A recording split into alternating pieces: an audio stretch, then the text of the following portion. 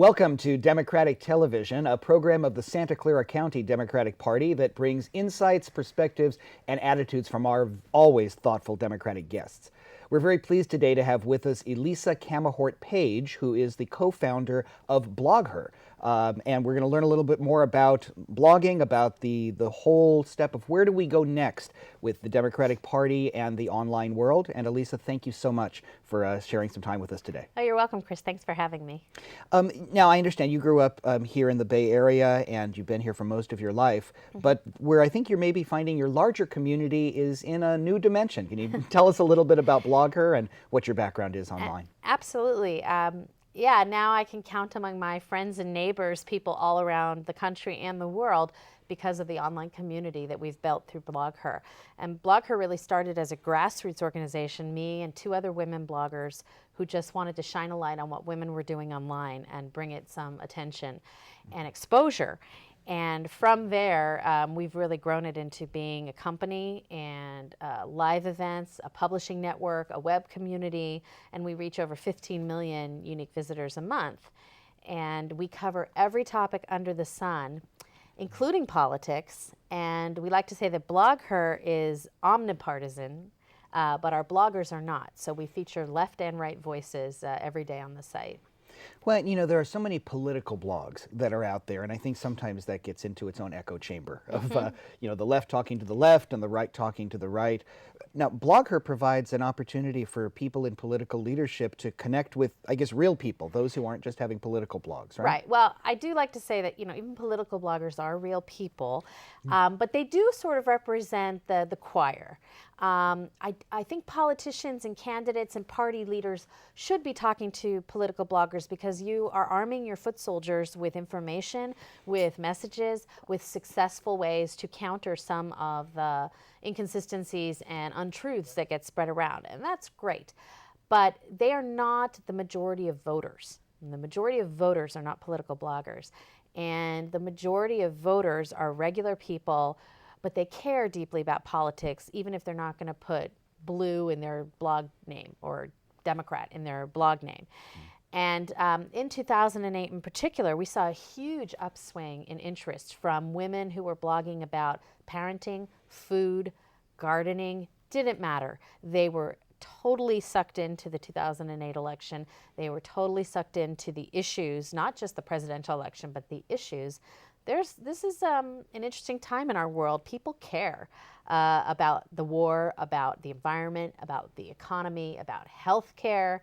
And you don't have to be a political blogger to be talking about it. And these are the people that political leaders need to keep in touch with all the time.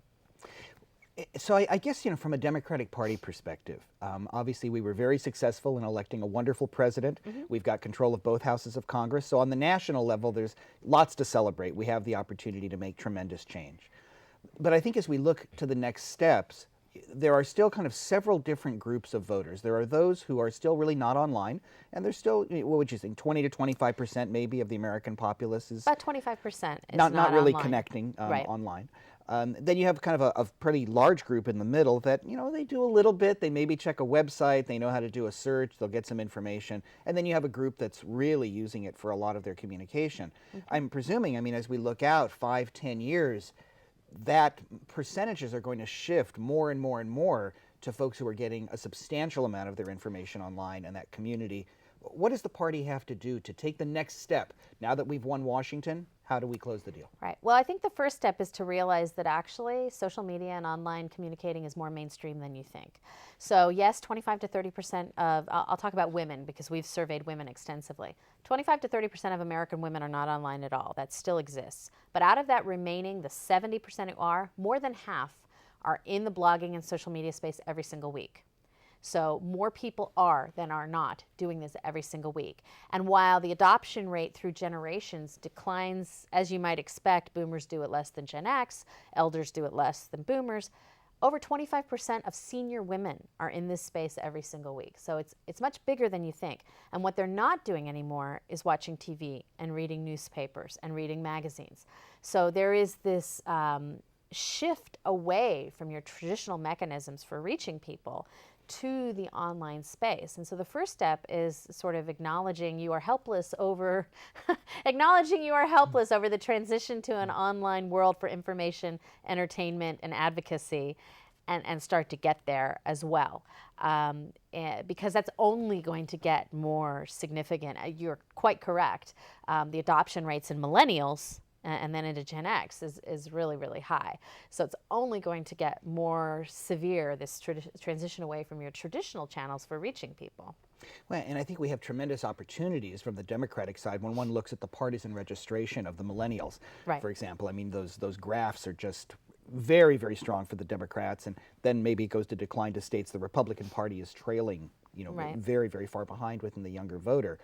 How do we perhaps use the online world, whether it's blogs or some other strategies you might suggest, to connect those younger voters who are clearly identifying with the party, and we want to make sure that we are developing that relationship? How do we hook them into practical government participation? So there's two ways to be involved online. And the traditional way was you built something and then you tried to lure people to it. And it took a lot of marketing and time to say, you should come visit this site. Well, we've gone from a world, the analogy might be going from 3 networks to hundreds of cable channels. And the 3 networks might still be the biggest, they might still get the biggest audience, but it's millions of people less than it used to be. And the same is online. Like, you can still build a site, you should still have your online presence, but people have hundreds of other places to go, and you need to find them where they are and participate out there in their communities, in their online spaces. Because the beauty of online, to those of us who are on there all the time, is it's what I want, it's when I want it, and I get to have a voice. Because most of today's new online spaces are interactive. And I get to say what I think and share my opinion and try to force change or enact change. And we need to get out there and mix it up with people where they already are, on spaces like BlogHer. Now, the thing is, during the election, candidates were all over BlogHer. Michelle Obama blogged on BlogHer. Carly Fiorina blogged on BlogHer. Nancy Votenauer blogged on BlogHer. It goes on and on. After the election, wow. It's like it stops. You got our vote. Is that really all you want from people? Because you're talking about you want something else from people. What is that? I don't think I've gotten an email since the election at any level that wasn't about asking me for money, signing a petition, or writing my congressperson. Is that all you want from me? Well, I think this is absolutely wonderful conversation. Let's say, for example, that you had the chairman of the Democratic National Committee, or perhaps all of our state party chairs, having an opportunity to hear from you here about what you would invite them to do practically for that outreach. And part of what I'm hearing you say is be really clear about what you want from the Democrats in the communities. If you just want them to go ahead and write a little note, that's fine. But if you really have a vision of something more, you need to ask. How would they practically make that ask? Well, I think, again, you can find sort of aggregating sites like BlogHer where a lot of people are, and you can go there, and most of these sites, you can post.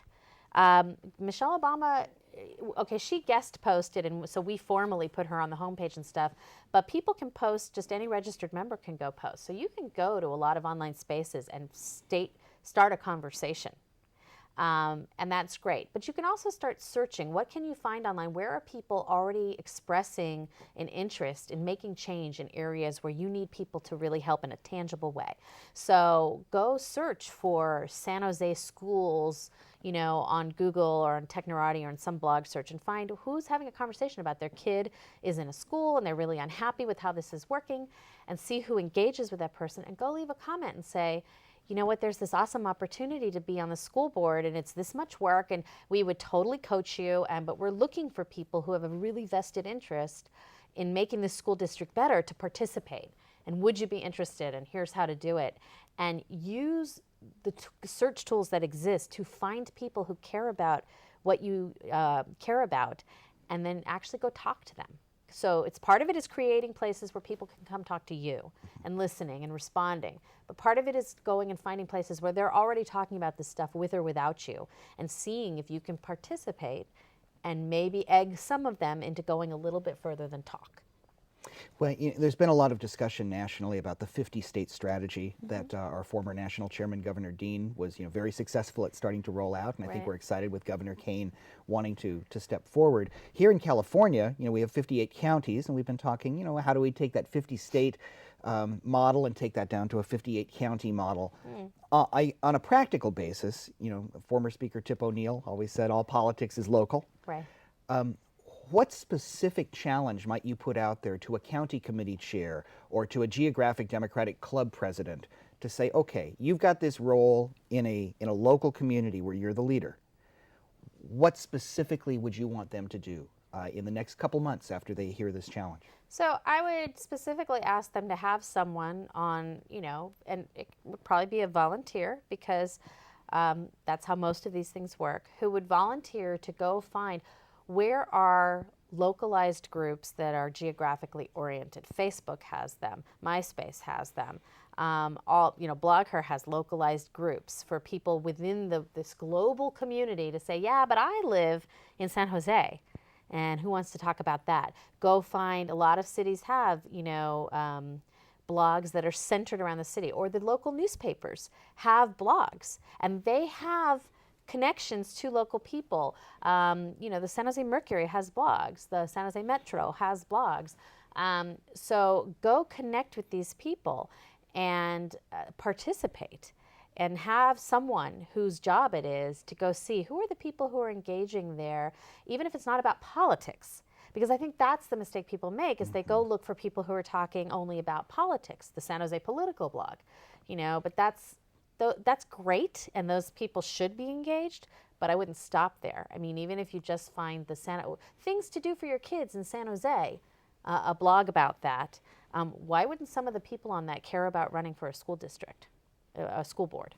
They clearly are in the right demographic and in the right geographic location. So don't limit yourself. I mean, I always say, don't limit yourself to the people who are already in the echo chamber, the people who are already part of the choir.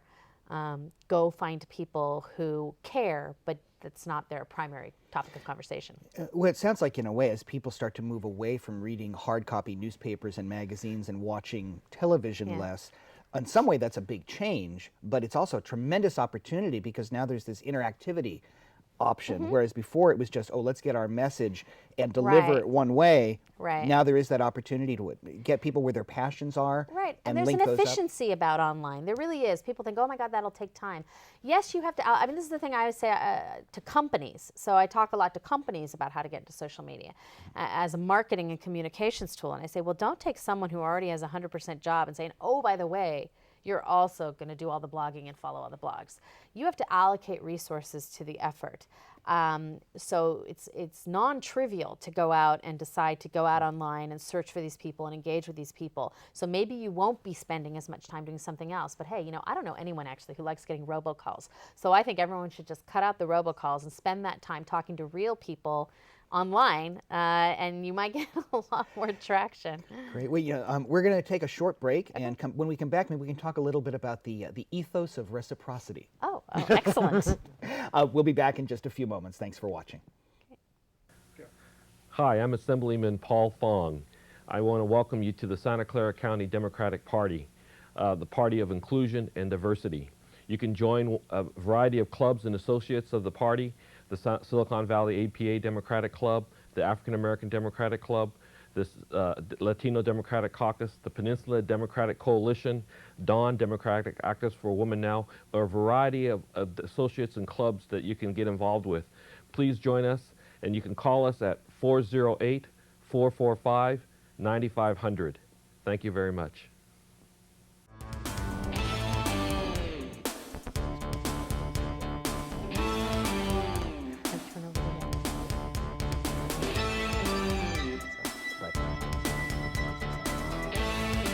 Welcome back to Democratic Television. I'm Chris Stampolis with the Democratic National Committee, and today we're interviewing Elisa Camahort Page. And when we broke, we were talking about the ethos of reciprocity. How's that in blogging? Can you tell us a little bit about that phrase that sounds like it came out of a graduate school book?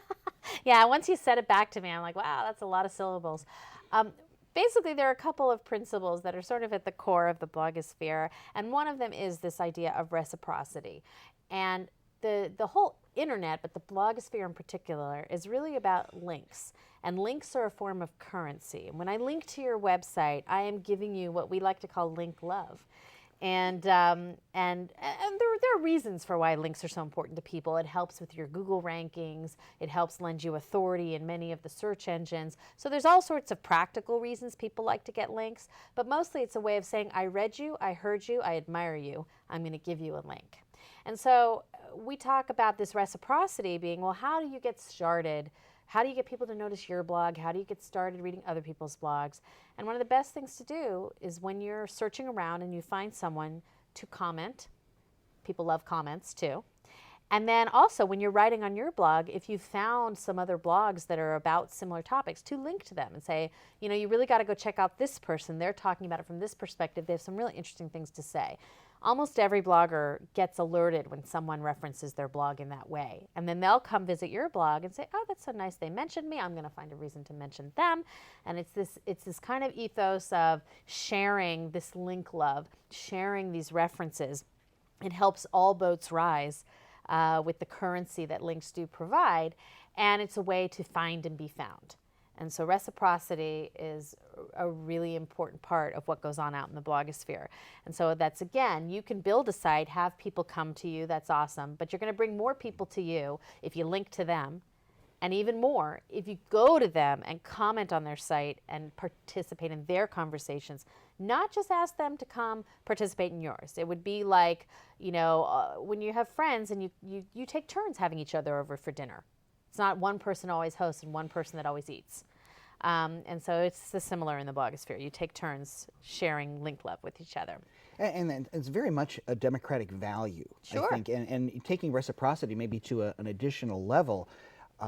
I guess if we're only using the web just to try to raise money or to get people to activate just for this particular election, my sense is that may not be as well received in a community that values reciprocity as much as it does. Do you have some suggestions about how party leaders can use the web between elections as well? Absolutely, because I have to say that most people I know feel like they got so many emails and so much attention up until the election, and then it all kind of stopped. And you get the occasional, you need to let your congressperson know you think this, or sign this petition, or, oh, we could use 50 more bucks for that. But these are transactions. This is not a relationship.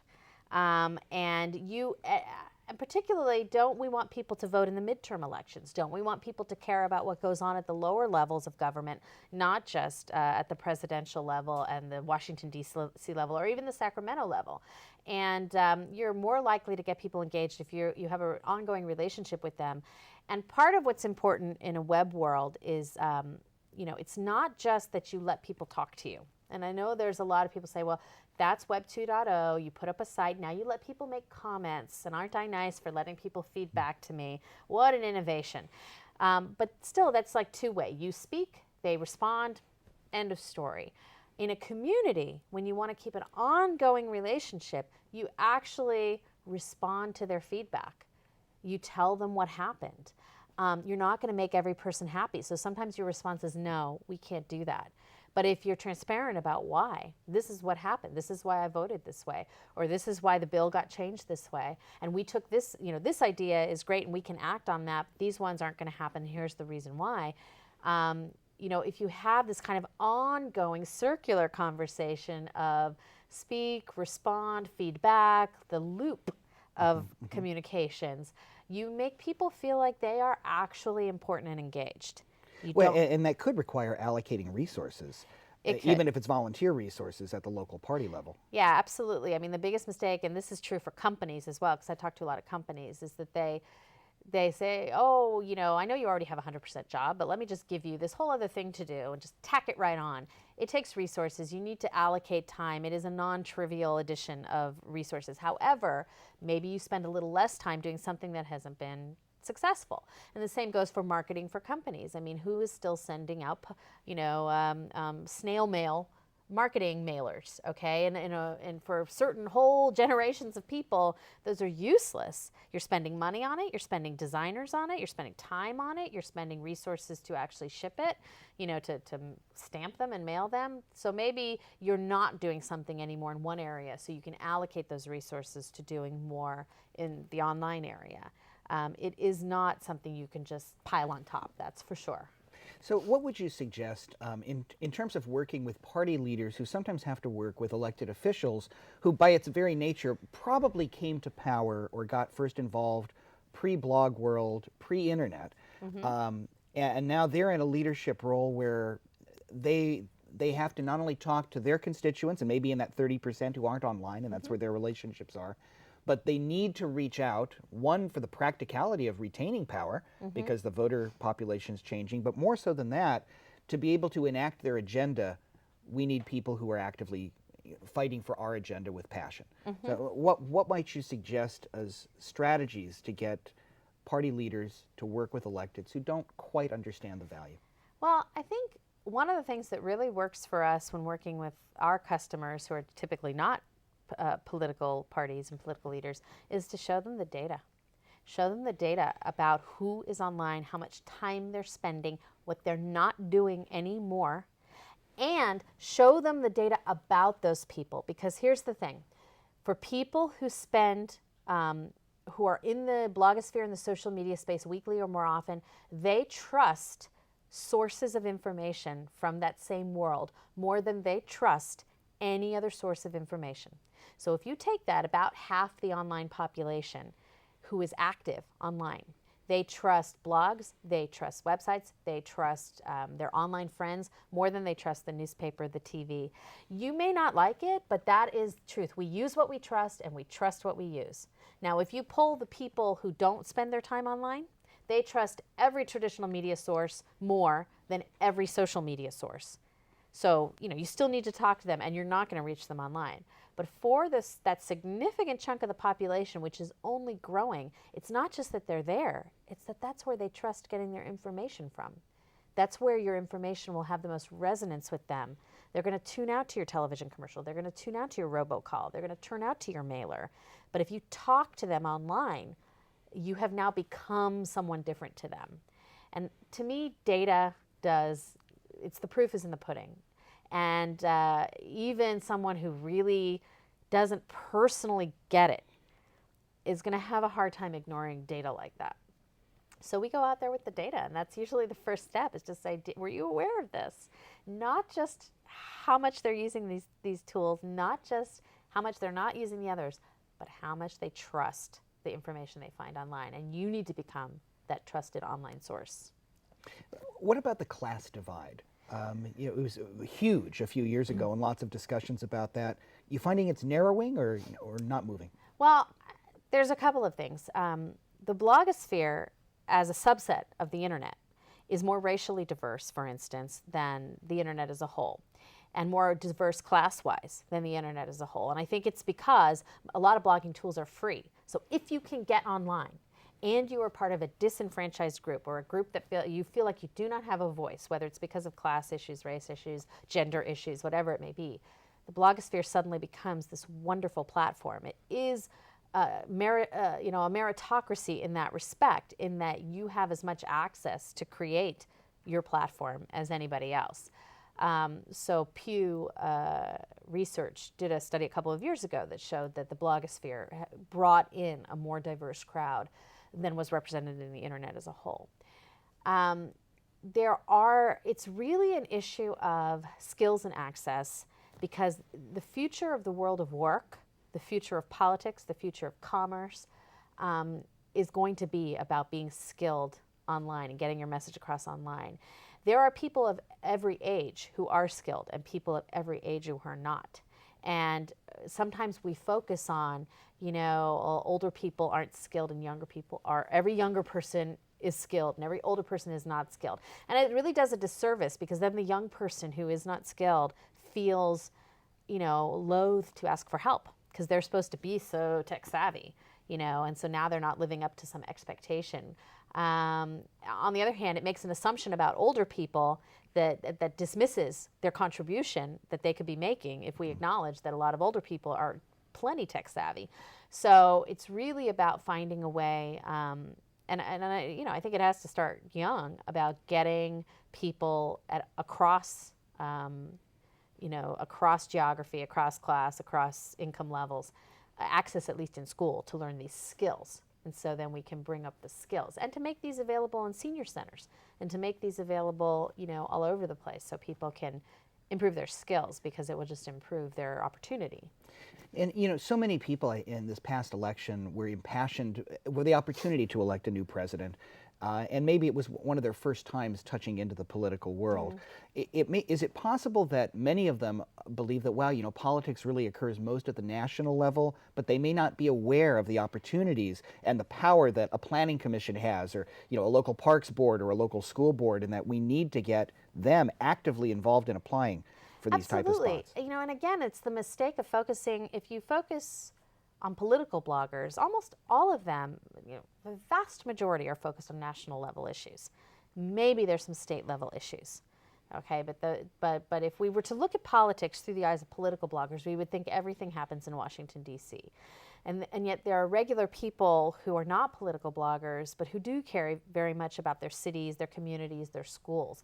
And how are we getting, these are the people we need to reach out to. So when you find someone blogging about their community, you're saying, well, you could actually do something. And I can't remember if I said this already, but I definitely said it to you before. I don't think I've ever gotten an email asking me for anything other than money, a vote, or signing a petition or note to my congressperson. Okay. And we're just about out of time, Elisa. Thank you. How would somebody get in touch with you? What website? Oh, you can reach me, Elisa, E-L-I-S-A, at blogher.com. And my website is blogher, blogher.com. Thank you so much for your time, and thank all of you for watching Democratic Television. You can contact us locally at 408-445-9500, or visit us on the web at www.sccdp.org. That's Santa Clara County Democratic Party, sccdp.org. We'll look forward to seeing you on the campaign trail and online. I'm Chris Stampolis. Thanks for watching.